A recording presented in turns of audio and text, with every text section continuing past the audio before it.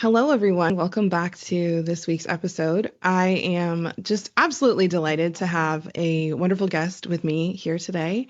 Doug L. is not your typical voice in the faith and science conversation. He's actually a former atheist who came to God through science. He's an MIT grad who double majored in math and physics and then went on to earn his master's degree in theoretical mathematics from the University of Maryland before graduating magna cum laude from law school. He became a prominent attorney, drafting the first 401k plan in professional sports and representing nationally recognized corporations, unions, and pension plans. And underneath of those credentials in that career was a man on a decades-long search for truth. So after 30 years of independent study, sifting through evidence the way that only a trained scientist and I believe a lawyer really can, he arrived at a conviction that changed everything. Science does not contradict God. It points directly to him. Oh my gosh, it's so powerful. Doug, welcome. Thank you, Dr. Lee. I'm delighted to be here. Thanks for having me as a guest. Yeah, so there are about 17 directions I want to go with this. And first and foremost, I'm a baseball mom. And so hearing about the retirement plans for professional sports players, I was like, oh my gosh, I just love that as our son is dreaming of entering into that world. So that is such a cool, what would my kids call it? That's cool lore, right? One of those little stories you learn about somebody and you're like, what? Wait, you did that? So I really wanted to just start off by asking you, because a lot of our audience, they're intelligent people. And I know that a lot of them, their journey to God and finding God was also a very intellectual journey. So I'd love to just hear about what your relationship with God looked like along this process and what the moment was, that first question that cracked that door open for you. Sure. Like a lot of people, I've had setbacks in life. I started off in a Christian family, and though I don't think my father was very much into it, but he took me to Sunday school. When I was in high school, I read that life started in a dirty pond.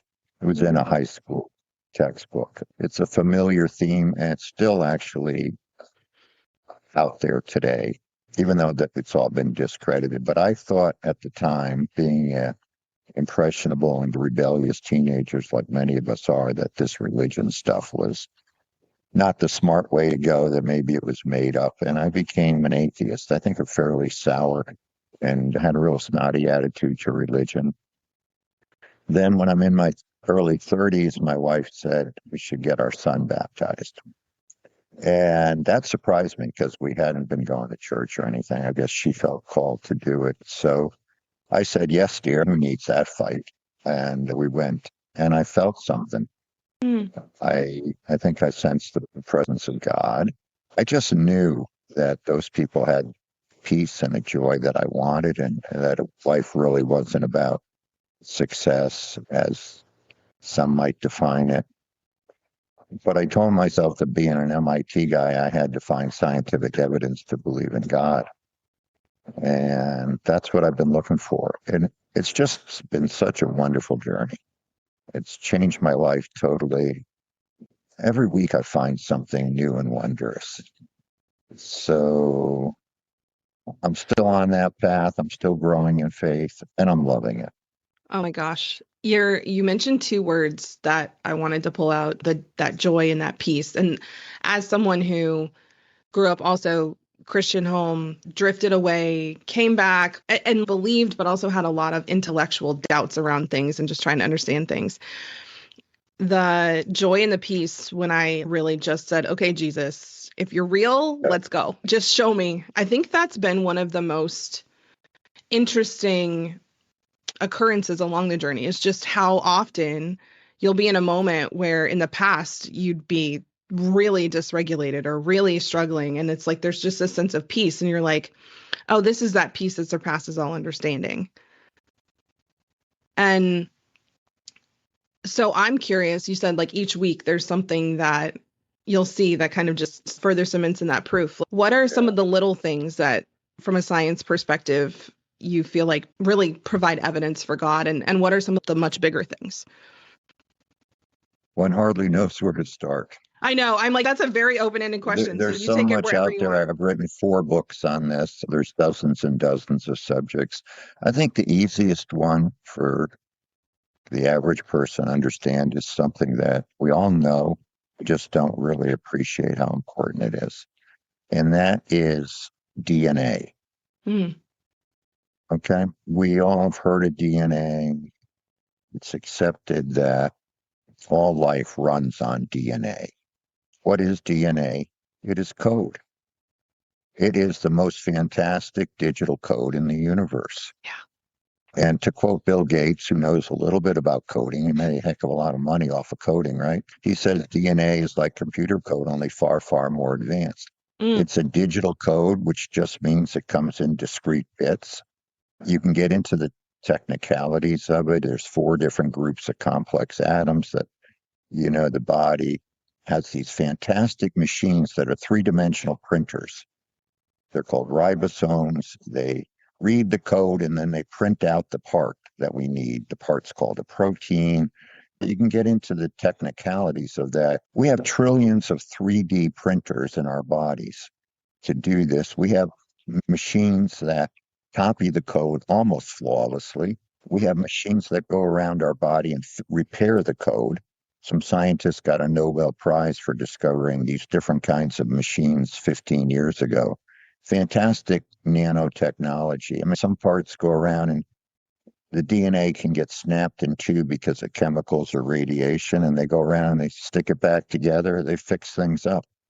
So how did we get code inside us?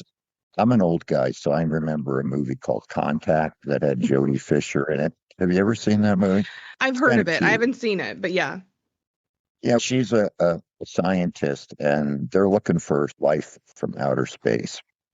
And how are they looking? They have these huge radio telescopes, and they're looking for code coming from outer space. And actually, people have been doing this for about 60 years. There's a big project called SETI, Search for Extraterrestrial Intelligence.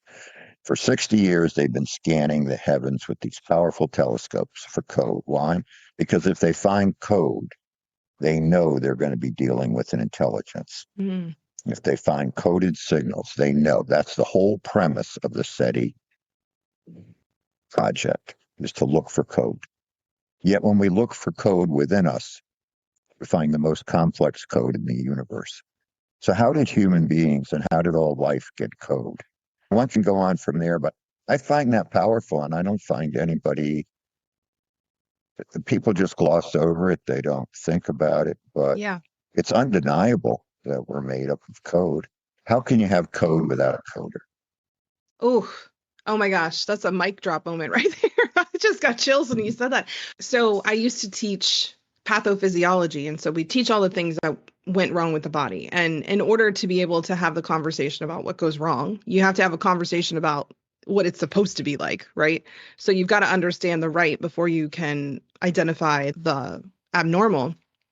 And what was interesting to me was there were a few places where there seemed to be a gap in information.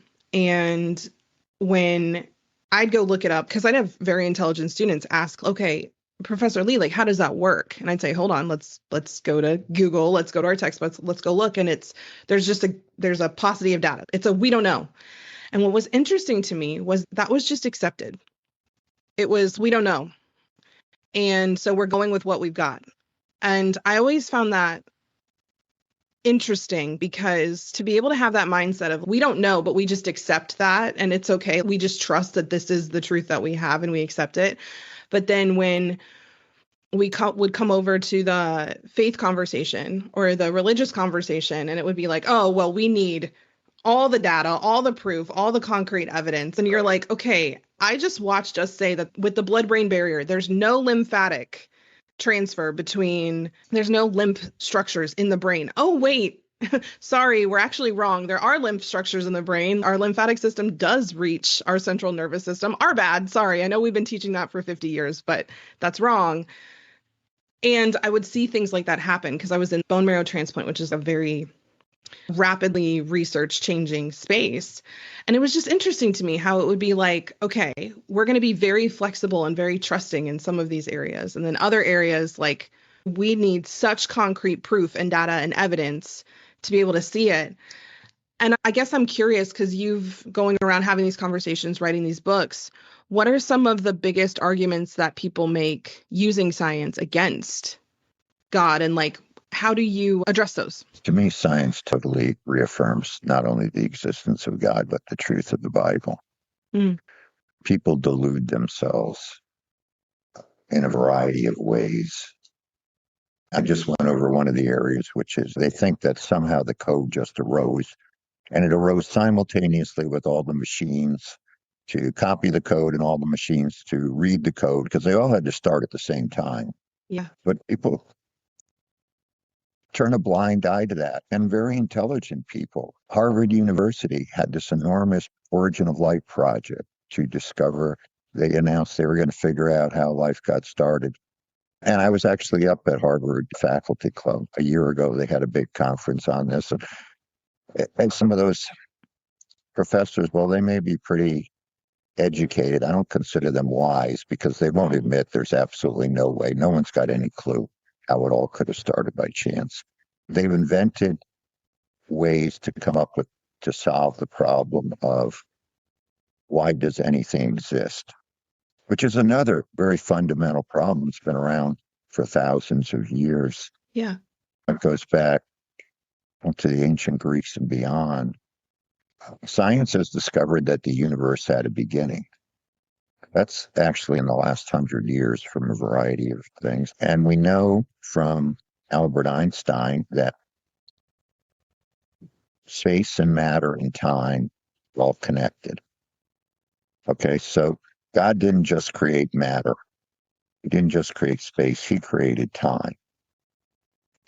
There's a lot of nonsense theories about how the universe came to be, but the truth is you can't get something from absolutely nothing. No space, no time, no matter, no laws of physics. The truth is there, but we are blinded from seeing it. We could get into, if you want, Dr. Lee, the nonsense of Darwin's theory and things like that. But the truth is there for people who have eyes to see. Yeah.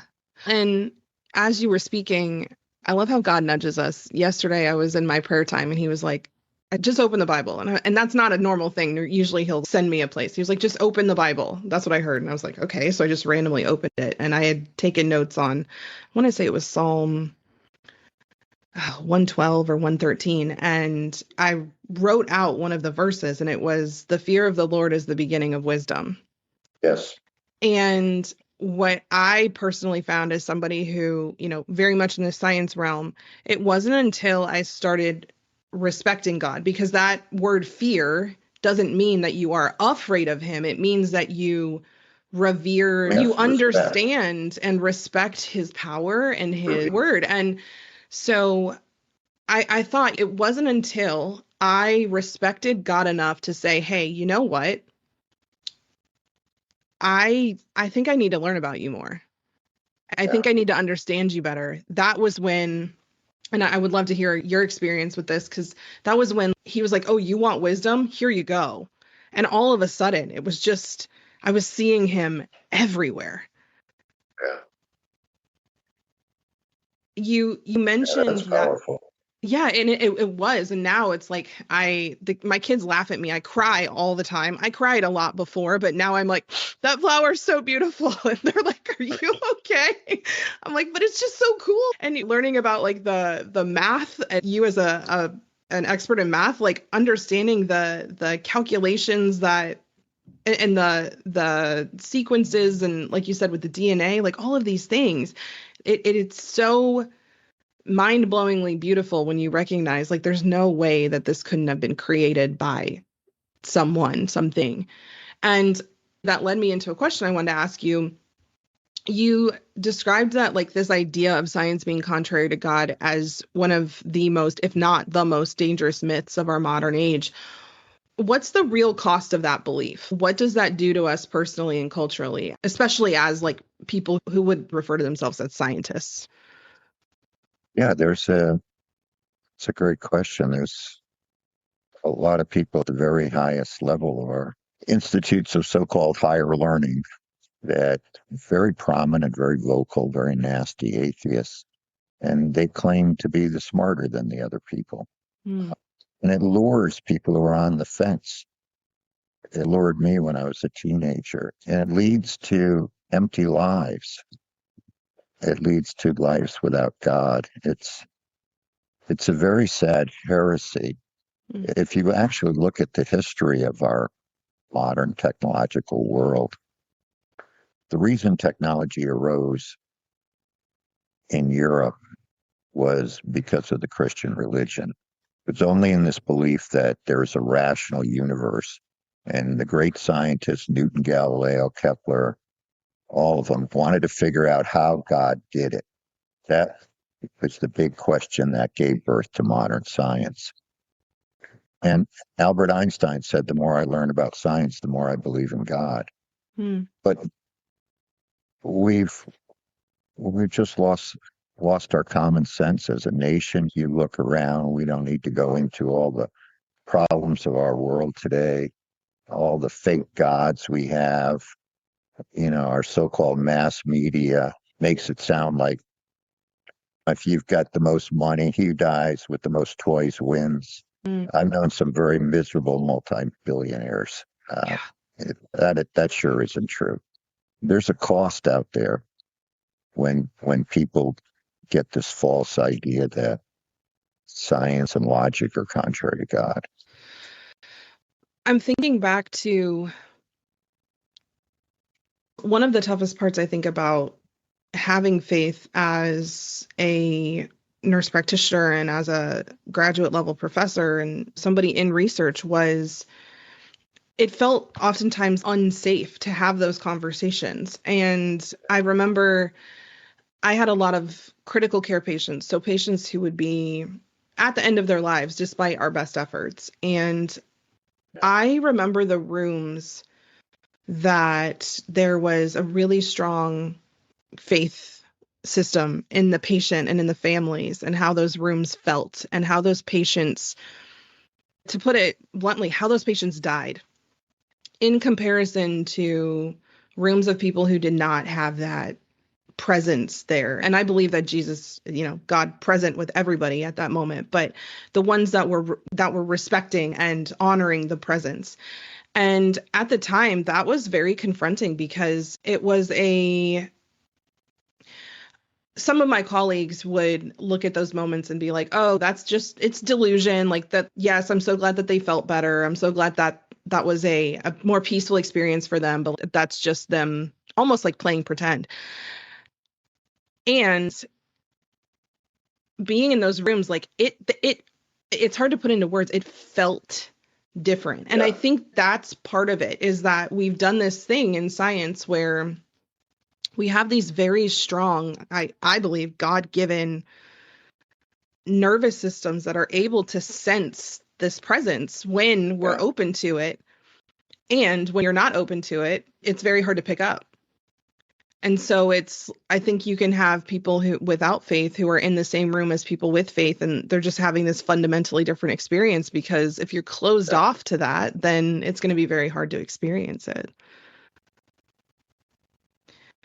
There's a lot of evidence that we're not meat machines, that consciousness does not exist inside our human bodies. And in some of these, I don't know if you've seen it, but episodes of what's called terminal lucidity, where someone's been in a coma or just out of it for weeks, months, whatever. And when the minister or priest comes to visit them, give them last rites or whatever, suddenly they're fully conscious and awake for a few hours before they die. It happens over and over again. It's just one of many instances. Near-death experiences being another. Certain brain surgeries where we're not just meat machines. We don't know it all. But there's just so much wonder. As you say, you're open to it. You look at it with a sense of wonder. You just said we don't know it all. And I wonder, do you see that need for certainty, or that craving of knowing it all, as a barrier in this space? No, I don't see it as a barrier at all.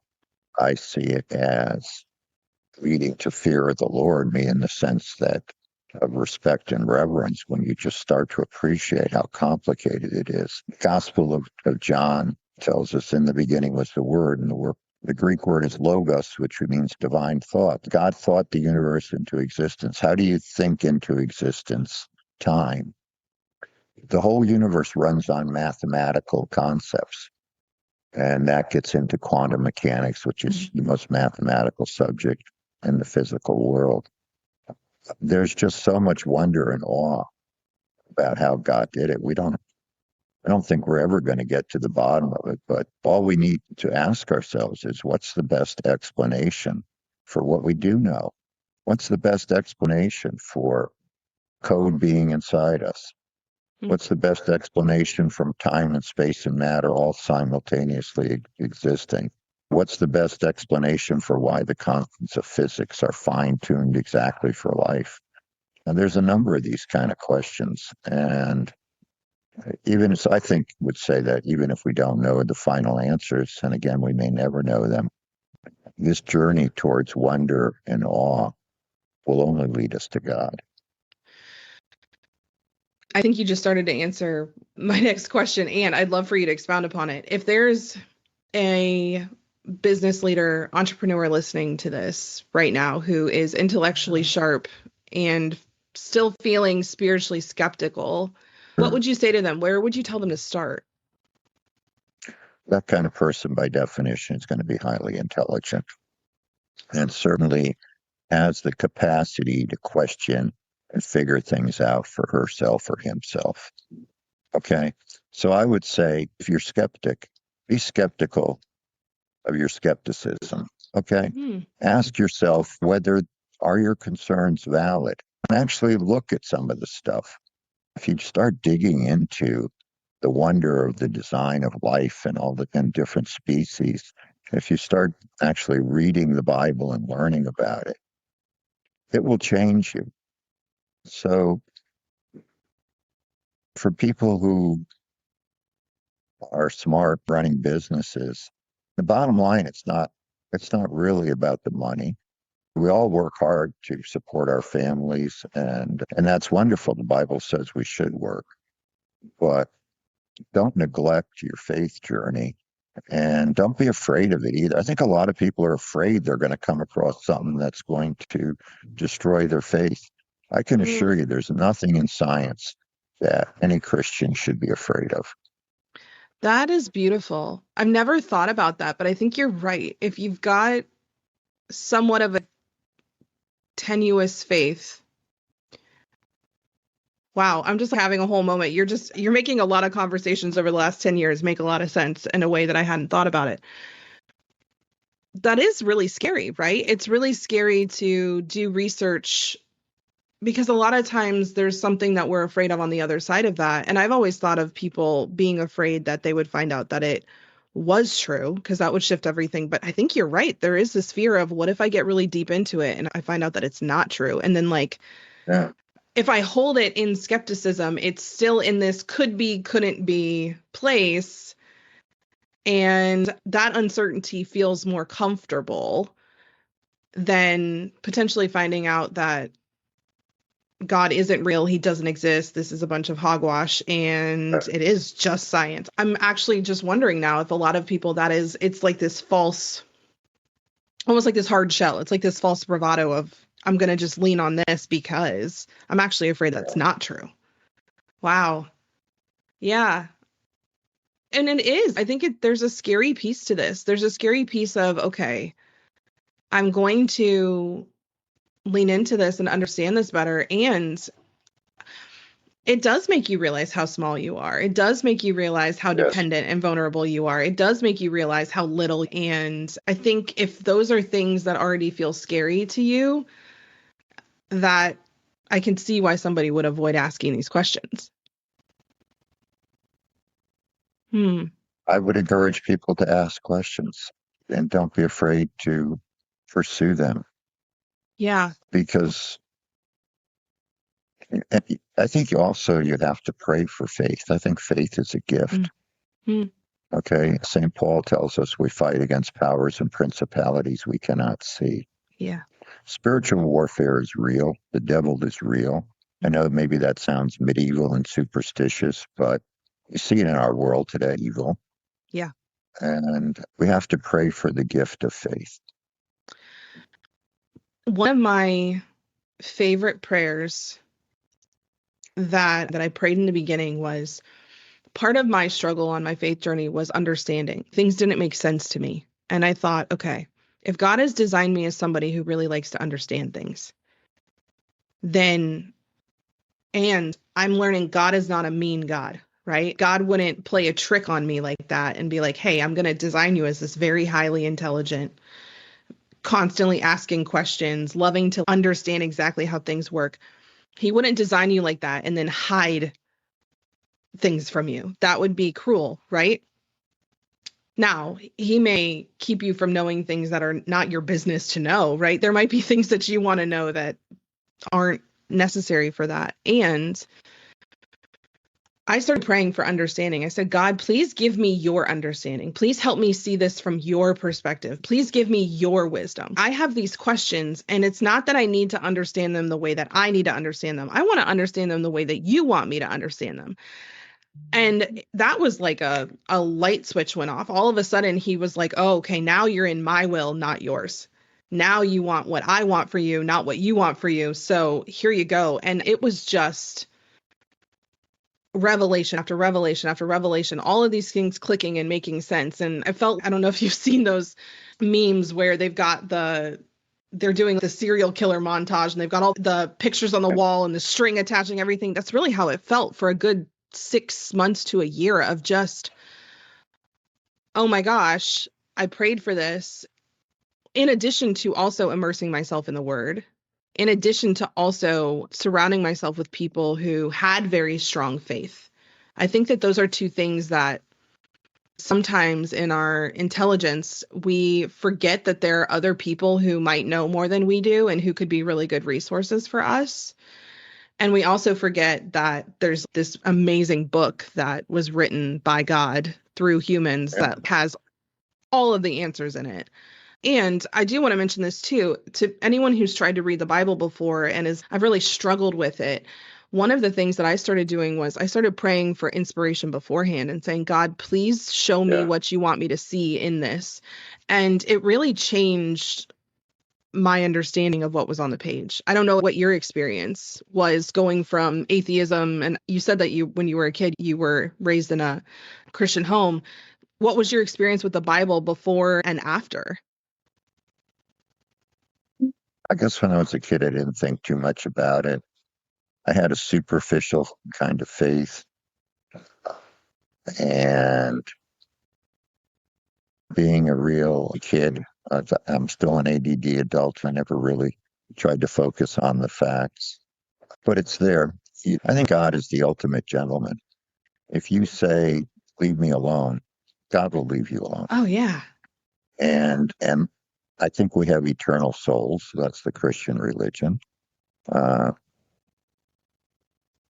For God so loved the world that he gave his only begotten Son, that whoever believed in him would not perish but have eternal life.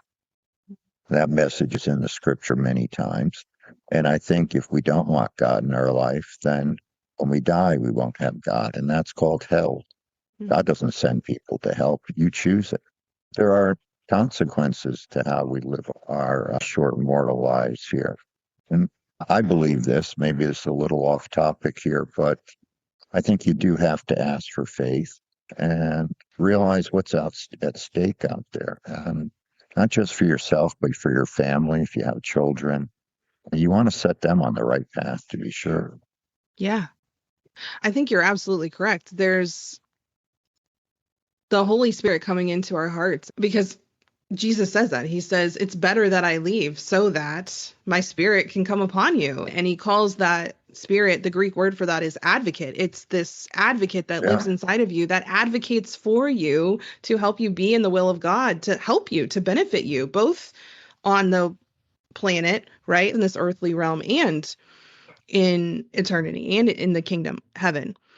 And the idea that we have to continually ask for, at least on a daily basis, but like for me, it's become moment to moment, day through each day, like through the day. But we have to ask for God to strengthen that faith and that trust and that willingness to respect him and believe in how he has designed things, how he's created things.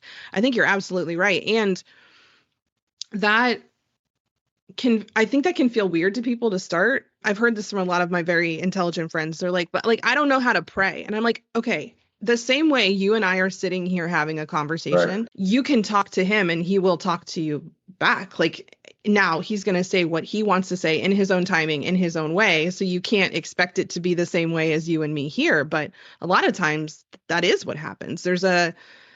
I say something out and something immediately comes back. Yeah. But I agree with you. And I think it's also as you are living and praying for that faith and starting to live that out, like talking about it to other people as well, because there's a lot of people I find in those communities that 95% of people are not Christian and they meet somebody who is, that's like a, whoa, okay, hold on. Explain to me how you believe this. Explain to me how this makes sense to you. And I see a lot of evangelization like happen in those spaces when you've got somebody, because it's confronting. Being in the space that you're in now, what are some of the common questions that people ask you around the connection between science and your Christian faith? There's so many. One question that keeps coming up is, who created God?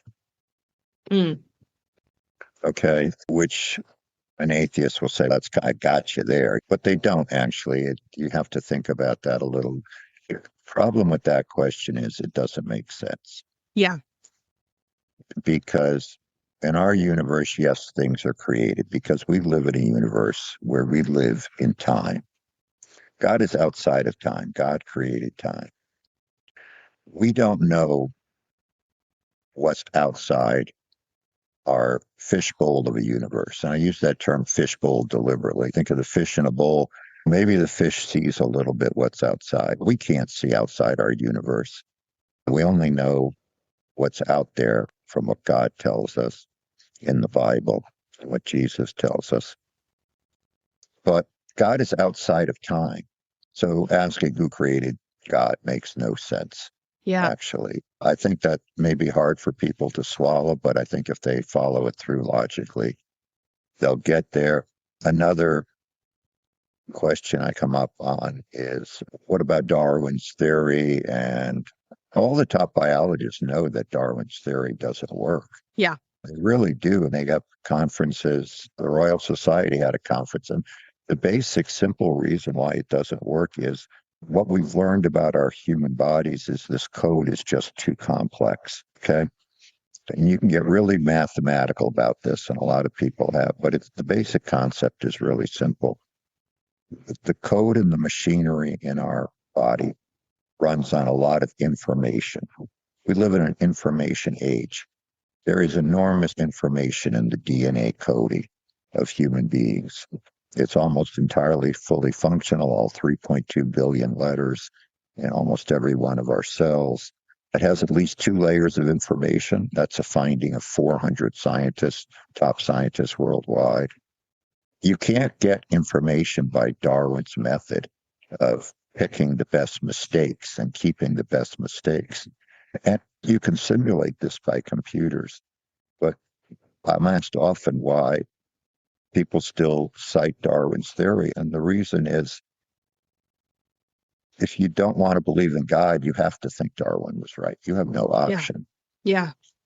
And now that Darwin's theory has collapsed, that we know it can't produce the information, people are in total denial about that. So that's another subject I talk about sometimes. The Who Created God, there's a famous comedian, Pete Holmes. I don't know if you're familiar with him, but he's been on a faith journey, and it's really cool to watch his comedy transform. And he has 2 famous bits about that it's ridiculous to be an atheist and it's ridiculous to be a Christian. And also, like, the only option is to be a ridiculous Christian. He talks about that. And he also just recently put out something where he was using the example of Harry Potter. And Harry Potter in his universe, trying to understand J.K. Rowling. Yeah. He doesn't have the knowledge and the information necessary to understand J.K. Rowling fully, because he lives in a book that was created by this author. And so he can't understand the context of this author's life or this author's existence.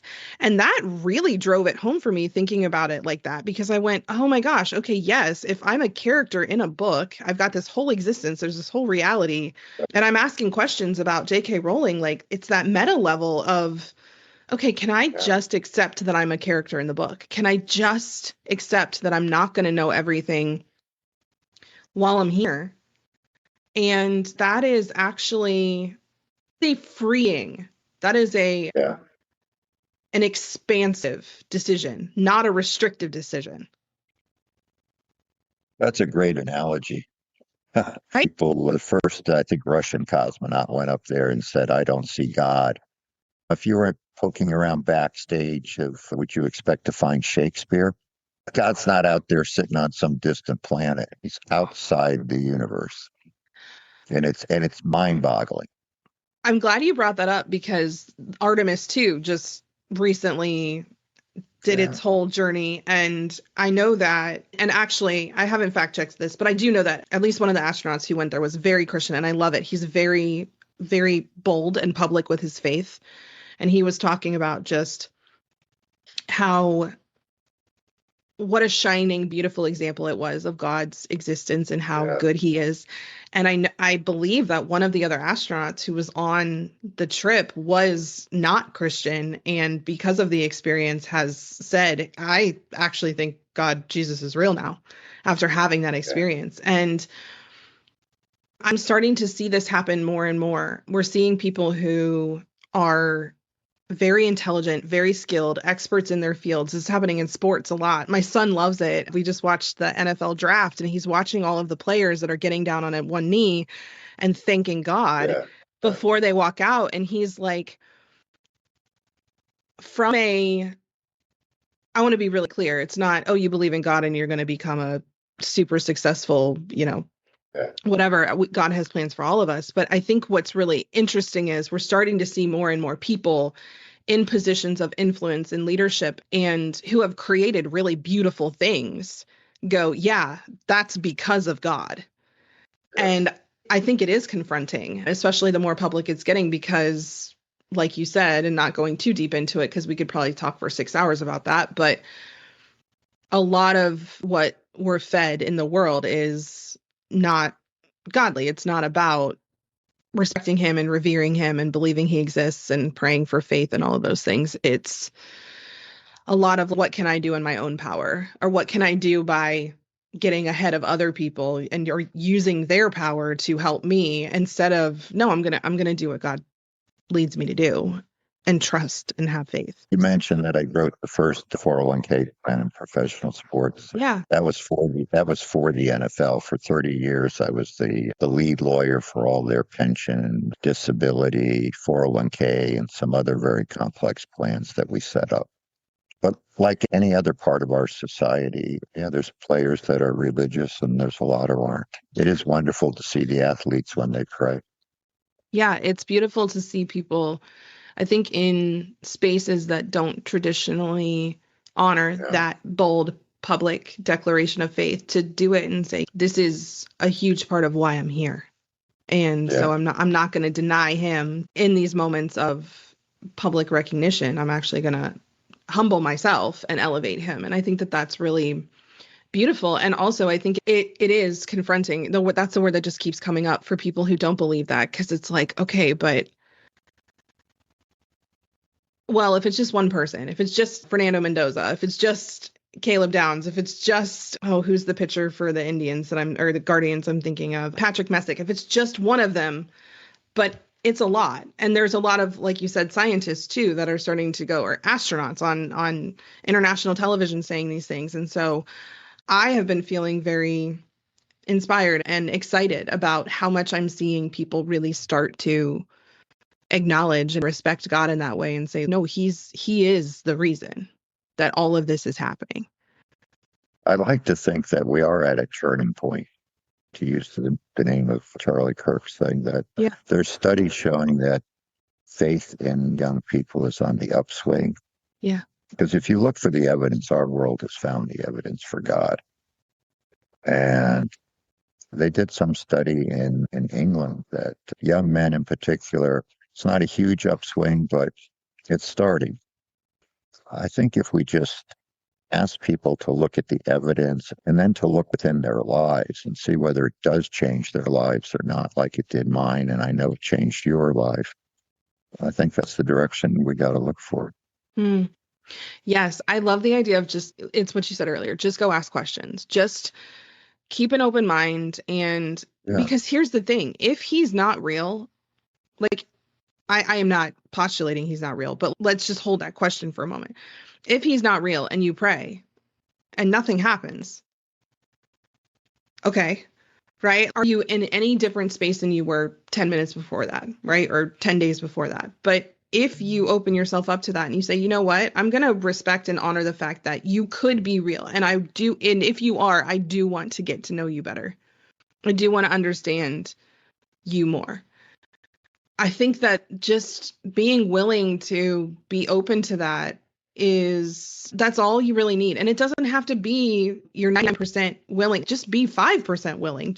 And I found that a lot of times when I was at the beginning of my journey, I would bring that skepticism to God. I would be really frustrated with him at times. I yelled at him a few times and I'm like, I have no idea what you're doing, but if you are real and you are doing things, could you help me? Can you just help me understand a little bit? And again, not my will, but yours. And also, like, it would be really helpful to get this a little bit. And I always found that he would just give me just a little bit, enough of a nudge that it was like, okay, all right.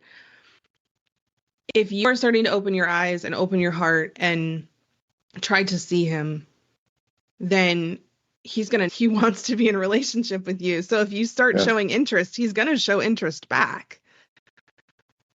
The most astounding thing about the Christian religion is not that God exists, because in the ancient world, everybody was religious. But the most astounding thing is that the message that God loves us and cares for us and wants a Yeah. relationship with us, Yeah. that is a very Christian belief and a wonderful truth.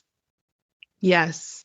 I love that you brought that in, because that also, if people say, well, what about all these other religions? I'm like, I always go to the story of Abraham and Isaac, because people, without understanding the context of that time, think that that's, oh my gosh, God asked him to sacrifice his only son. And like, why was he willing to No, you don't understand. The gods at the time demanded sacrifices. Child sacrifice was not a weird thing back then.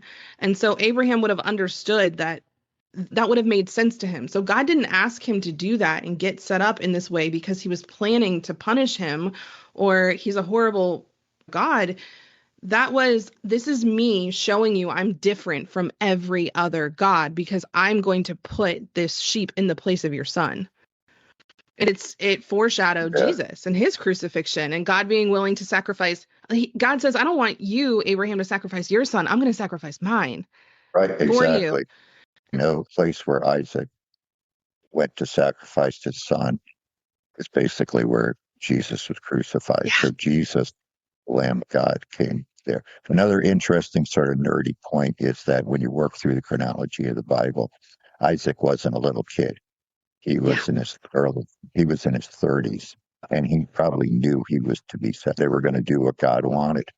Yeah. But it's a fantastic story. There's so many powerful stories in the Bible. And I think the last thing I'll say, and I'd love to hear your knowledge on this as well, because I'm sure you have a lot, is that's been one of my favorite things about reading the Bible is just there's connection after connection after connection. And you talk about the code with the DNA and like how the mitochondria and the ribosomes and all of these things had to be created at the same time, because you don't create a 3D printer without something that needs printed. You don't create something that needs printed without a 3D printer. Like evolutionarily, like one wouldn't come before the other. They'd have to show up simultaneously, right?